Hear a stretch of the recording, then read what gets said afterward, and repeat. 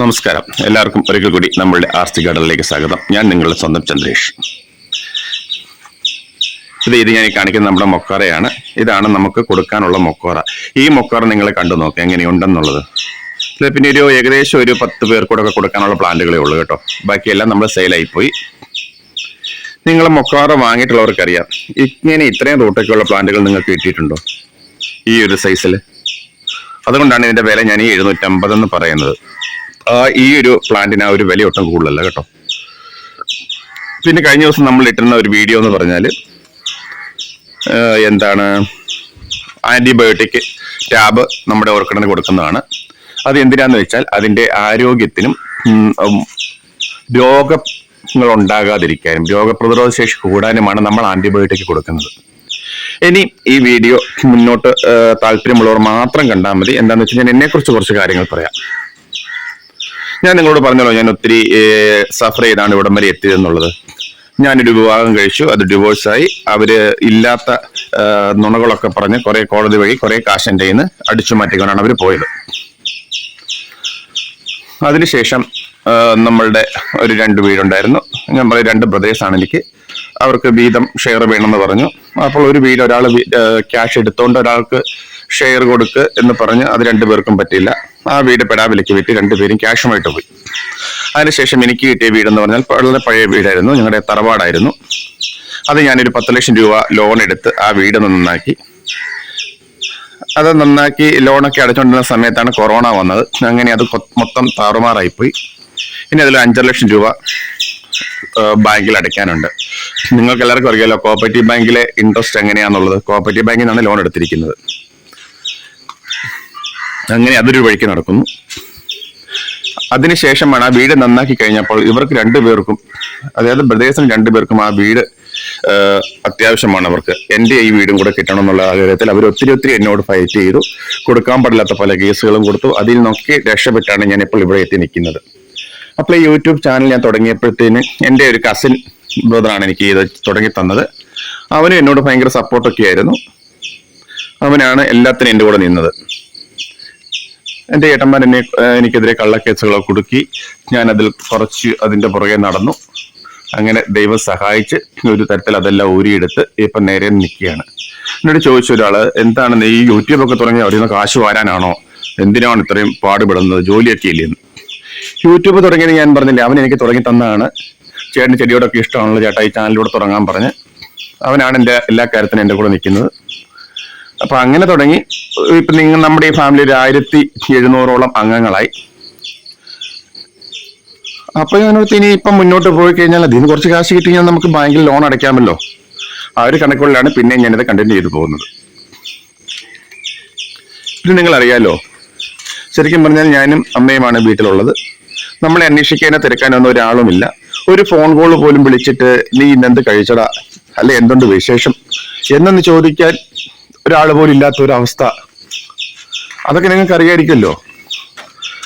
അതൊക്കെ അനുഭവിച്ചാൽ തന്നെ അറിയാൻ പറ്റുള്ളൂ, അത്രേ ഒരു മാനസികാവസ്ഥയിൽ കൂടെ പോകുമ്പോൾ. പിന്നെ ആരും ഇല്ലാത്തവർക്ക് നമുക്ക് ദൈവം ഉണ്ടല്ലോ. അങ്ങനെയാണ് ഞാൻ ഈ ചാനലൊക്കെ ആയിട്ട് എന്നും നിങ്ങളുടെ ഇടയ്ക്കിലൊക്കെ വന്ന് കുറേ കാര്യങ്ങളൊക്കെ പറഞ്ഞ് ഇങ്ങനെ പോകുന്നത്. ഇതുകൊണ്ട് എനിക്കൊരു ഗുണമുണ്ടായി. ഇപ്പൊ ഒത്തിരി പേരുള്ള അമ്മമാരും ആന്റിമാരും ഒക്കെ വിളിക്കുന്നുണ്ട്, അങ്കിൾമാർ വിളിക്കുന്നുണ്ട്, എന്തുണ്ട് വിശേഷങ്ങൾ എന്നൊക്കെ ചോദിക്കുന്നുണ്ട്, ഒരു ഗുഡ് മോർണിംഗ് ഒക്കെ അയക്കുന്നുണ്ട്. അങ്ങനെ ഇപ്പം എനിക്ക് തിരക്കാനും പറയാനും ഒക്കെ കുറച്ച് ആൾക്കാരായി. അതൊരു സന്തോഷം തന്നെയല്ലേ. അങ്ങനെയാണ് ഇപ്പോൾ ഈ എൻ്റെ ഒരു ലൈഫൊക്കെ മുന്നോട്ട് പോകുന്നത്. ഇപ്പൊ നമ്മളെ ഒന്ന് തിരക്കാനോ നമ്മുടെ ഒരു വിശേഷം ഒന്ന് അറിയാനോ ഒന്നും ഒരാൾ പോലും ഇല്ലെങ്കിൽ ആ ഒരു അവസ്ഥ എത്ര ഭീകരമായിരിക്കുമെന്ന് അത് നമ്മൾ അനുഭവിച്ചാൽ മാത്രമേ നമുക്കത് അറിയാൻ പറ്റുള്ളൂ. ഇപ്പൊ ഞാനിടുന്ന വീഡിയോ ഒക്കെ നിങ്ങൾക്ക് ഇഷ്ടമുണ്ട്, നിങ്ങൾ സപ്പോർട്ട് ചെയ്യുന്നുണ്ട്. ഒത്തിരി പേര് അത് കമന്റിൽ കൂടെ എന്നോട് സംസാരിക്കുന്നുണ്ട്. ഇതൊക്കെ കാണുമ്പോൾ നമുക്കൊരു ശരിക്കും പറഞ്ഞാൽ നല്ലൊരു മനസ്സിന് തൃപ്തിയാണ് കിട്ടുന്നത്. അതുകൊണ്ടാണ് ഞാൻ ഈ വീഡിയോ ഒക്കെ ആയിട്ട് പിന്നെയും നിങ്ങളുടെ മുന്നിലേക്ക് എനിക്കറിയാവുന്ന കാര്യങ്ങളൊക്കെ പറഞ്ഞു വന്നുകൊണ്ടിരിക്കുന്നത്. അല്ല, നിങ്ങളെ ആരും ബോറടിപ്പിക്കാനല്ല.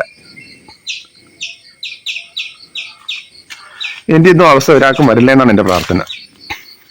പിന്നീട് ഞാൻ നിങ്ങളോട് പറഞ്ഞു തരാം. ആർക്കെങ്കിലും ഒക്കെ അറിയണം താല്പര്യമുണ്ടെങ്കിൽ വിശദമായി ഞാൻ വീണ്ടും പറഞ്ഞു തരാം എന്തൊക്കെയാണ് സംഭവിച്ചത്, എൻ്റെ ബ്രദേഴ്സ് എന്തൊക്കെയാണ് എനിക്കെതിരെ കൊടുത്ത കേസുകളൊക്കെയെന്ന്. അതൊക്കെ അറിയുമ്പോൾ നിങ്ങൾക്ക് മനസ്സിലാകും എത്രത്തോളം ഞാൻ ഫൈറ്റ് ചെയ്ത് പൊരുതി നേടിയെന്ന്.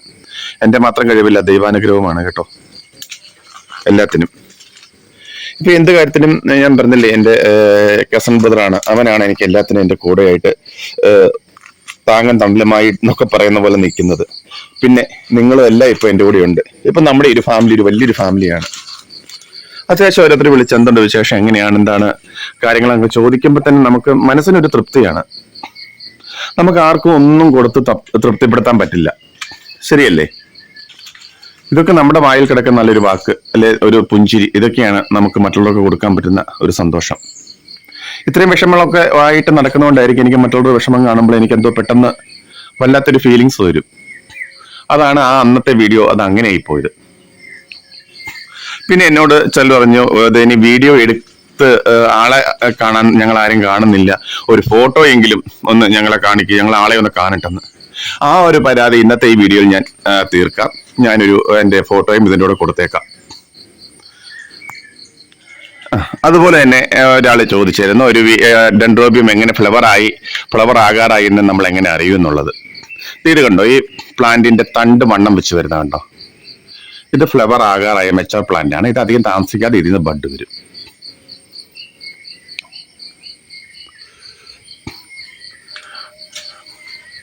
അപ്പൊ ഞാൻ ഈ പറഞ്ഞൊക്കെ നിങ്ങൾക്ക് ബോറടി ആയോ എന്ന് എനിക്കറിയില്ല.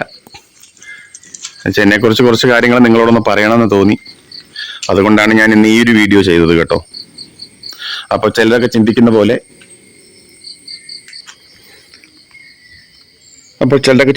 യൂട്യൂബിൽ നിന്ന് ഒത്തിരി കാശൊന്നും ഉണ്ടാക്കി അങ്ങ് കോടീശ്വരനാകാം എന്നുള്ളൊരു കണക്ക് കൂടുതൽ കൂടി അല്ല ഞാൻ ഈ ഒരു ചാനൽ തുടങ്ങിയത്. കുറെ എൻ്റെ വിഷമങ്ങൾ മാറാനും, പിന്നെ ഈ പറഞ്ഞ പോലെ എന്തെങ്കിലും ഒരു വരുമാനം കിട്ടുമെങ്കിൽ എൻ്റെ ആ ലോൺ അടയ്ക്കാൻ ഒരു സഹായം അതിൽ നിന്നും കിട്ടുമല്ലോ എന്നുള്ള കണക്കൂട്ടൽ കൂടിയാണ് ഞാൻ ഈ ഒരു ചാനൽ തുടങ്ങി വന്നത്. അപ്പോൾ ഞാൻ പ്രതീക്ഷിച്ചതിനേക്കാൾ അധികം സപ്പോർട്ടാണ് നിങ്ങൾ എല്ലാവരും എനിക്ക് തന്നത്. അപ്പോൾ ഈ വീഡിയോ നിങ്ങൾക്ക് ആർക്കും ബോറായില്ലെന്ന് ഞാൻ പ്രതീക്ഷിക്കുന്നു. അപ്പോൾ നമുക്ക് മറ്റൊരു വീഡിയോയിൽ കൂടി കണ്ടുമുട്ടാം. ഇനി ഞാൻ വീഡിയോ ചെയ്യണോ? ഞാനിപ്പോൾ അതാണ് ആലോചിക്കുന്നത്. മറ്റൊരു വീഡിയോയിൽ കൂടി കണ്ടുമുട്ടാമെന്ന് പറയുന്നതിൽ അർത്ഥമില്ല. ഇനി വീഡിയോ ചെയ്യണമെന്ന് എനിക്ക് ഒരു ആഗ്രഹമല്ല. ഇതോടെ കൂടി നിങ്ങളോടെല്ലാം നന്ദി പറഞ്ഞ് ഇതും ഇവിടെ കൊണ്ട് പൂർത്തിയാക്കിയാലോ എന്നാണ് ഞാൻ ആലോചിക്കുന്നത്. അപ്പോൾ എൻ്റെ അടുക്കൽ ഇത്രയും എന്നോട് സഹകരിച്ച് എന്നെ സപ്പോർട്ട് ചെയ്ത എല്ലാവർക്കും എൻ്റെ ഹൃദയത്തിൻ്റെ ഭാഷയിൽ ഞാൻ നിങ്ങളോട് നന്ദി അറിയിക്കുകയാണ്.